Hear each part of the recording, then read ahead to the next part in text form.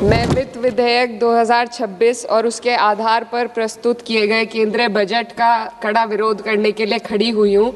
ये विकसित भारत या युवा शक्ति का बजट नहीं है, ये एक धोखे का बजट है जिसे रिकॉर्ड आवंटन, वित्तीय अनुशासन, समावेशी विकास की पुरानी भाषा में लपेटकर पेश किया जा रहा है। मैं इसकी सच्चाई को सरल शब्दों में सामने रखना चाहती हूँ, क्योंकि भारत की जनता सिर्फ नारे की नहीं, सच्चाई की भी हकदार है। सबसे पहले जिस वित्तीय अनुशासन की बात सरकार कर रही है, मैं ये बताना चाहती हूँ सदन को कि वो अनुशासन समाज कल्याण और राजस्व में कटौती करके हासिल किया गया है। इस सरकार बजट के आकार को जोर शोर से बड़ा बता रही है, लेकिन गरीबों के कल्याण के लिए बजट में घुटन है। उनके लिए खर्च का दायरा लगातार सिकुड़ रहा है। देश पर कुल कर्ज जीडीपी का करीब 55% है। ब्याज भुगतान में ही बजट का लगभग 1/4 हिस्सा चला जाता है, जो कुल राजस्व का 40% है। आम आदमी को इस बजट साइज से कोई फायदा नहीं। यह साइज पुराने कर्ज चुकाने के काम आ रहा है, गरीबों के कल्याण में नहीं। अध्यक्ष महोदय, सरकार ने 2019 में कॉर्पोरेट टैक्स में उद्योगपतियों को छूट दी थी और कहा था कि 30% टैक्स घटाने से निवेश और रोजगार बढ़ेगा। बाद में आरबीआई की रिपोर्ट ने स्वीकार किया कि कंपनियों ने लगभग 1.5 लाख करोड़ के लाभ का उपयोग कर्ज चुकाने, नकदी जमा करने और बकाये बायबैक में किया, ना कि नए निवेश या रोजगार में। कॉर्पोरेट टैक्स टू जीडीपी अनुपात घटा है, मुनाफा बढ़ा, लेकिन रोजगार ठहर गया है। ऑटोमेशन और ठेका श्रम ने स्थायी नौकरियों की जगह ले ली। आज भी एमएसएमई को कर्ज नहीं मिल रहा। युवाओं में बेरोजगारी बनी हुई है और असमानता लगातार बढ़ती जा रही है। शीर्ष 1% ने विकास का बड़ा हिस्सा अपने पास रख लिया, जबकि बाकी जनता ने अप्रत्यक्ष करों और कटे हुए कल्याण के माध्यम से इसकी कीमत चुकाई है। ये विधेयक उसी कॉर्पोरेट प्रथम नीति को जारी रखता है। ये सुधार नहीं, बल्कि बड़े उद्योगों के सामने आत्मसमर्पण है। पहले भी सरकार एक गलती फिर से दोहराने जा रही है। सरकार उद्योगों को सीएसआर में छूट दे रही है। सीएसआर फंड से जनता के लिए जरूरी विकास कार्य किए जाते हैं। सरकार ने पहले भी कॉर्पोरेट टैक्स में जो छूट देकर निवेश और रोजगार बढ़ाने का वादा किया था, लेकिन इस छूट का फायदा सिर्फ उद्योगपतियों ने कर्ज चुकाने में किया, ना कि देश के अंदर रोजगार या विकास में हुआ। अब सीएसआर में ढील देकर सरकार ठीक वही गलती दोहरा रही है।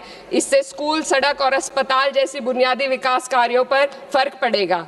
इनकम टैक्स और जीएसटी आज देश की कुल आमदनी का 65% है। नौकर पेशी और मध्यम वर्ग आज देश को चला रहे हैं। वहीं बड़े उद्योगपति जो 2015 में 62% योगदान देते थे, आज मात्र 40% ही दे रहे हैं। ये साफ है, उद्योगपतियों मित्रों को राहत दी जा रही है और आम जनता के लिए आफत बढ़ाई जा रही है। पिछले 1 दशक से मजदूरी बिल्कुल नहीं बढ़ी। पहले छोटे से छोटा आदमी अपनी मजदूरी बचाकर डाक खाने में जमा करता था। आज 2 वक्त की रोटी का इंतजाम भी मुश्किल हो गया है। आरबीआई का डेटा बताता है कि पर्सनल लोन 500% बढ़ गया है। लोग लोन अपनी तरक्की या मकान के लिए नहीं ले रहे, बल्कि रोजमर्रा की छोटी छोटी जरूरतों को पूरा करने के लिए आज ले रहे हैं। इस फाइनेंस बिल ने देश के सबसे कमजोर वर्गों के विकास, कल्याण और रोजगार सृजन के लिए कोई समाधान नहीं दिया। आय बढ़ाने का कोई रोड मैप नहीं है। युवाओं की नौकरियों का सपना टूटता जा रहा है। अध्यक्ष महोदय, देश की अर्थव्यवस्था कई फैक्टर्स पर निर्भर करती है। हाल के दिनों में सरकार ने 2 बड़े ब्लंडर किए हैं, जिनका बोझ आम जनता को उठाना पड़ रहा है। एक हमारी यूएस के साथ जो ट्रेड डील है, और दूसरा विदेश नीति में अमेरिका के सामने जो हमारा आत्मसमर्पण है। खाड़ी क्षेत्र में कभी भारत का रुख स्वतंत्र और संतुलित था, लेकिन आज हमें दूसरों के संघर्ष में उलझकर नुकसान उठाना पड़ रहा है। ईरान अमेरिका इजराइल विवाद में भारत एशिया का सबसे बड़ा नुकसान उठाने वाला देश बना है। चीन सस्ता तेल लेकर अपने नागरिकों को राहत दे रहा है, जबकि हमारे यहाँ एलपीजी और पेट्रोल की कीमतें लगातार बढ़ती जा रही है। ईरान जैसे पुराने मित्र के कठिन समय में हम खुलकर समर्थन नहीं कर सके और आज गैस आपूर्ति के लिए बार बार अनुरोध करना पड़ रहा है। विदेश नीति साहस और स्पष्टता से चलती है। इसको ईरान के शहीद supreme leader Ayatollah Ali Khamenei ji ने अपनी शहादत से साबित किया। 36 साल की उम्र के लीडर ने कभी 56 इंच की छाती का दावा नहीं किया, बल्कि जब जरूरत पड़ी तो अमेरिका के सामने झुकने की बजाय उन्होंने शहादत को गले लगाना पसंद किया। लचर विदेश नीति ने देश को महंगाई और आपूर्ति के संकट की दहलीज पर लाकर खड़ा कर दिया है। सरकार कहती है भंडार पर्याप्त है, तो कीमतें क्यों लगातार बढ़ती जा रही है? अमेरिका के साथ जो हाल है वह व्यापार समझौता भी यही बताता है। आज भारत अमेरिका के साथ $40 बिलियन का ट्रेड सरप्लस रखता है, लेकिन इस समझौते के बाद हमें हर साल $100 बिलियन का आयात करना पड़ेगा। इससे सरप्लस घाटे में बदल जाएगा। इस ट्रेड डील ने देश के किसानों को अमेरिका के अमीर किसानों के हाथों बेच दिया है। अगर ट्रेड डील करनी ही थी तो पहले देश के किसानों को अमेरिकी किसानों की तरह भारी सब्सिडी देते, उन्हें तैयार करते और फिर ट्रेड डील करते।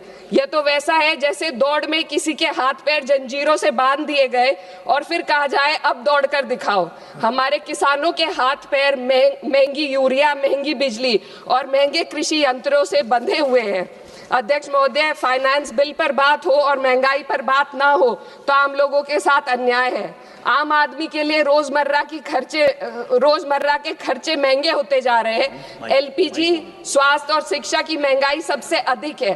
सरकार 2025 में महंगाई को 1.7% बताती है। सर 2 मिनट बस कंक्लूड कर रहे हैं। लेकिन मेडिकल महंगाई 14% है, ये एशिया में सबसे ज्यादा है। और शिक्षा की महंगाई 12% तक पहुंच गई है। कई परिवार अपनी आय का आधे से ज्यादा हिस्सा सिर्फ एक बच्चे को पढ़ाने के लिए या उसकी विवाह करने के लिए खर्च करने पर मजबूर है। पिछले बजट में वित्त मंत्री ने एम्प्लॉयमेंट लिंक्ड इंसेंटिव स्कीम की घोषणा की थी। उम्मीद थी इससे 4 करोड़ नौकरियां बढ़ेंगी। 2 लाख करोड़ का बजट भी दिया गया, लेकिन ये योजना एक भी युवा को नौकरी देने में असफल रही। इसी तरीके से पीएम इंटर्नशिप स्कीम का हाल भी यही है। 1.6 लाख का ऑफर दिया गया। Sir 2 minute. 16,000 युवाओं ने ज्वाइन किया, आधे से ज्यादा बीच में छोड़कर चले गए और अंत में सिर्फ 95 युवाओं को नौकरी मिली। सरकार ने चुपचाप इसका बजट 95% घटा दिया। जब आप हेडलाइन मैनेजमेंट, दिखावा और लोगों को बेवकूफ बनाने के लिए स्कीम बनाते हैं तो उसका हश्र यही होता है। मैं अंत में किसानों की बात करना चाहती हूँ। ग्रामीण विकास और कृषि कल्याण पर देश की पीढ़ी आबादी निर्भर है। इस मंत्रालय का पिछले वर्ष का बजट सरकार खर्च ही नहीं कर पाई। 53,000 करोड़ ग्रामीण विकास और 7,000 करोड़ कृषि कल्याण के लिए बेकार पड़ा रहा। गांव, किसान और मजदूर मदद की उम्मीद कर रहे थे, लेकिन सरकार हाथ पैर बांधे बैठी रही।